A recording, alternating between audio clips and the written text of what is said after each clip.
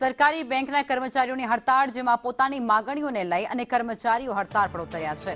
સપ્તાહમાં 5 દિવસ કામ કરવાની તેમની માગણી છે। સરકારે નિર્ણય ન લેતાની સાથે જ હવે કર્મચારીઓએ હડતાળનો રસ્તો અપનાવ્યો છે।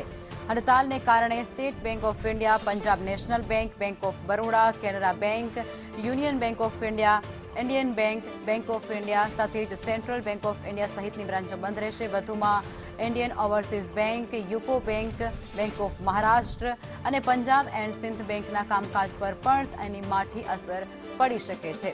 આ સાથે આ બેંકોની શાખાઓમાં રોકડ જમા કે પછી ઉપાડ કે પછી ચેક ક્લિયરન્સ તથા વહીવટી કામકાજ પર પણ તેની અસર જોવા મળી શકે છે। જો કે એફડીએફસી બેંક, આઈસીઆઈસીઆઈ બેંક અને એક્સિસ બેંક જેવી મુખ્ય ખાનગી ક્ષેત્રની બેંકો પર તેની અસર ઓછી જોવાશે। વડોદરા શહેરની સરકારી અર્ધ સરકારી જે બેંકો દ્વારા આજે હડતાળનું આયોજન કરવામાં આવ્યું છે। યુનાઇટેડ ફોરમ ઓફ બેંક યુનિયન્સના નેજા હેઠળ આ હડતાળનું આયોજન છે। સળંગ આ ચોથો દિવસ છે કે આજે વડોદરા શહેરમાં બેંક બંધ રહેવાની છે। 3 દિવસ રજા હતી અને આજે ચોથો દિવસ છે કે જ્યારે આ બેંક કર્મચારીઓએ હડતાળ પાડી છે। તેમની માંગણી છે કે જે કામકાજના દિવસો છે તે 5 દિવસ કરવામાં આવે અને એ માંગણીને સંતોષાતા આખરે આ કર્મચારીઓએ જ્યાં હડતાળ પાડી છે, ભારે સૂત્રોચ્ચાર કરવામાં આવી રહ્યા છે। તમામ જે યુનિયન્સ છે તે અહીંયા એકત્રિત થયા છે, તેમની સાથે અહીંયા વાત કરીશું। સર, આજે બેંકો અહીંયા બંધ રાખવામાં આવી છે, તમામ જે બેંકો બંધ છે, આજે ચોથો દિવસ છે કે બેંકો બંધ રહેશે, તમારી માંગણી શું હતી ને આજે કેમ હડતાળ કરવામાં આવી? United forum of bank unions કે જે તમામ બેંક કર્મચારી ઓફિસર્સનું પ્રતિનિધિત્વ કરે છે, એના તરફથી આ જે હડતાલનો આદેશ આપવામાં આવ્યો છે। બીજો અને ચોથો શનિવાર જે વર્કિંગ છે એ ત્યારે બધા જ શનિવાર વીકલી ઓફ રાખવા એ પ્રમાણે અમારી માગણી છે। છેલ્લા 10 વર્ષથી અમે આ માગણી કરી રહ્યા છીએ। આમ પણ સેકન્ડ અને ફોર્થ સેટરડે અમને રજા આપ્યા પછી પણ ડિસેમ્બર 23માં બેંક તરફથી એમઓયુ કરાયા પછી પણ આ માગણી અત્યારે સરકાર અનિર્ણાયક રહીને સ્વીકારી નથી રહી। એમ અત્યારે જ્યારે ઇન્ટરનેશનલ લેવલે જ્યારે 4 દિવસનું વીક એ રીતની વાતો થતી હોય ત્યારે સરકાર બેંક કર્મચારીઓની સાથે ભેદભાવ રાખી અને આ નિર્ણય અમારા એમાં પક્ષમાં લેતી નથી।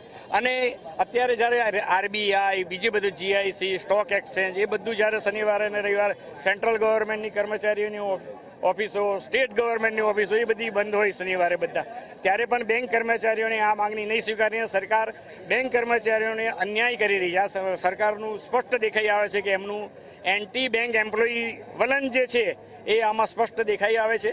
એનો અમે વિરોધ કરીએ છીએ અને આ કોઈ અમારી એવી માગણી નથી કે બહુ સુખાકારીની, આ વર્ક લાઈફ બેલેન્સ કરવા માટેની માગણી છે। અત્યારે બેંક કર્મચારીઓ સતત પ્રેશરમાં કામ કરી રહ્યા છે।